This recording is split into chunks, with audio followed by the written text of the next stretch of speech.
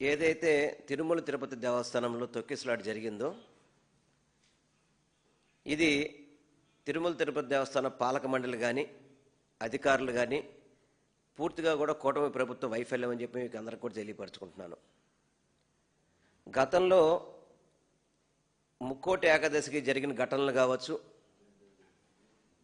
గోశాల సంబంధించిన ఘటనలు కావచ్చు, తిరుపతిలో ఈ కూటమి ప్రభుత్వం ఏర్పడ్డాక అనేక ఘటనలు జరుగుతున్నప్పటికీ కూడా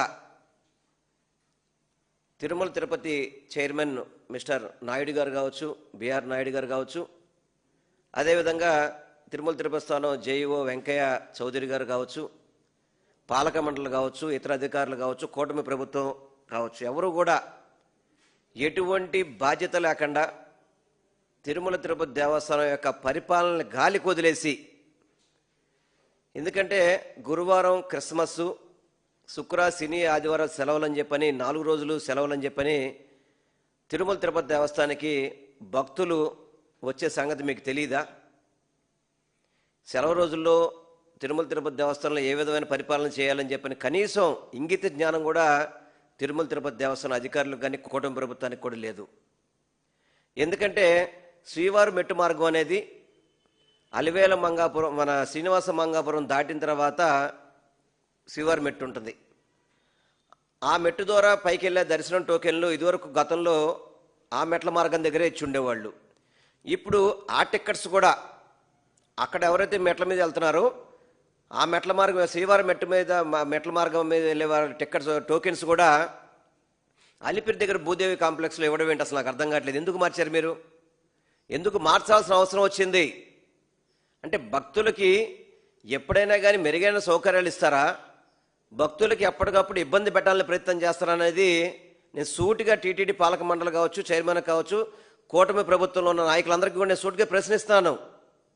అంటే మీ దగ్గర అలిపిరి దగ్గరికి వచ్చి టోకెన్లు తీసుకొని మళ్ళీ శ్రీవారి మెట్టు దగ్గరికి వెళ్ళి పై కొండ మీద నడుచుకుంటూ వెళ్తారా? అంటే మీకు భక్తులకి సౌకర్యాలు అంటే ఇవేనా? మీరు మెరుగైన సౌకర్యాలు ఇవేనా మీరు చేసేది?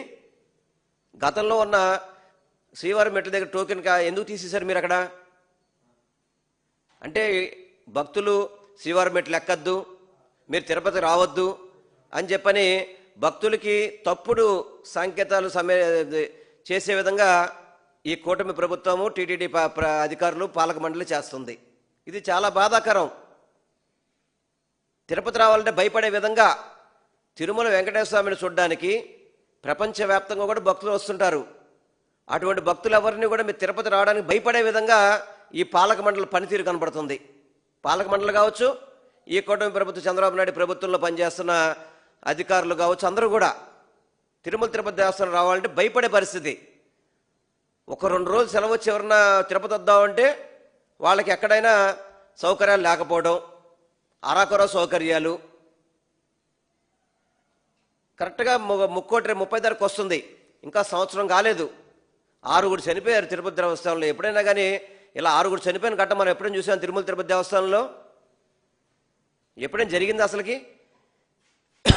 6 చనిపోయారు. దీనికి ఏం చేశారయ్యా అంటే ఒక సారీ చెప్పించాడు మనకి సనాతన నాయకుడు ఒక ఆయన ఉన్నాడు కదా, ఒక సారీ చెప్పించాడు, వాళ్ళకేదో డబ్బులు ఇప్పించారు. అంటే వాళ్ళ ప్రాణాలు తిరిగి రాగలుగుతాయా? ఒక సారీతో ప్రాణాలు తిరిగి రాగలుగుతాయా? అదేవిధంగా గోశాలలో ఆవులు చనిపోతున్నాయా అని చెబితే ఆ రోజేమో ఎదురు తిరిగి మా బొమ్మన కరుణాకర్ రెడ్డి గారి మీద, అదేవిధంగా వైఎస్ఆర్సీపీ నాయకుల మీద ఏదో మీరు ఇష్టం వచ్చినట్టు మాట్లాడారు. ఆయన సవాలు ఇస్తే ఆ సవాల్ స్వీకరించలేకపోయాడు. మళ్ళీ బిఆర్ నాయుడు గారు మొన్న ఏదైతే మన పాలక మండలిలో ఉందో మేము దీన్ని ప్రైవేటైజేషన్ చేద్దాం అనుకుంటామని చెప్పని మళ్ళీ ఆయన చెప్పే విధంగా మాట్లాడుతున్నాడు బిఆర్ నాయుడు గారు. మీకు గనక చేత కాకపోతే, టీటీడీ పరిపాలన చేయలేకపోతే మీరు తప్పుకోండి. అనేక హిందూ సంఘాలు ఉన్నాయి, అనేక మంది వెంకటేశ్వర భక్తులు ఉన్నారు, వాళ్ళు చూసుకుంటారు. ఎందుకంటే మీకు చేత కాదు. మీకు కేవలం తిరుమల తిరుపతి దేవస్థానం అధికారులు పరిపాలించట్లేదు, టీటీడీ పార్టీ పనిచేస్తుంది అక్కడ, తెలుగుదేశం పార్టీ పనిచేస్తుంది అక్కడ. తిరుమల తిరుపతి దేవస్థానం మీనింగ్ మార్చేశారు వీళ్ళు. మీనింగ్ మార్చేసి ఇష్టం వచ్చినట్టు కేవలం ఎక్కడైనా ఈ రాష్ట్రంలో సంక్షోభం వచ్చినా, ఈ కూటమి ప్రభుత్వానికి ఇబ్బంది వచ్చినా తిరుమల తిరుపతి దేవస్థానాన్ని ఏదో ఒక రాజకీయానికి వాడుకునే విధంగా పనిచేస్తుంది. నిన్నగాక మొన్న ఈనాడు పేపర్లో 50 కిలోలు గోల్డ్ మాయం అని రాశారు. ఇక్కడ 50 కిలోలు గోల్డ్ మాయమా? ఎక్కడ జరిగింది ఇది? ఇది పేపర్లో ఏమో ఇది గత ప్రభుత్వంలో జరిగిందని చెప్పని ఇది వైసీపీ ప్రభుత్వానికి అంటగట్టడానికి ఈనాడు పేపర్ పనిచేస్తుంది. దీని మీద ఆల్రెడీ గతంలోనే 23లోనే అధికారులు అప్పుడు దీని మీద ఆల్రెడీ ఎక్స్ప్లెనేషన్ కూడా ఇచ్చారు కదా దీనికి.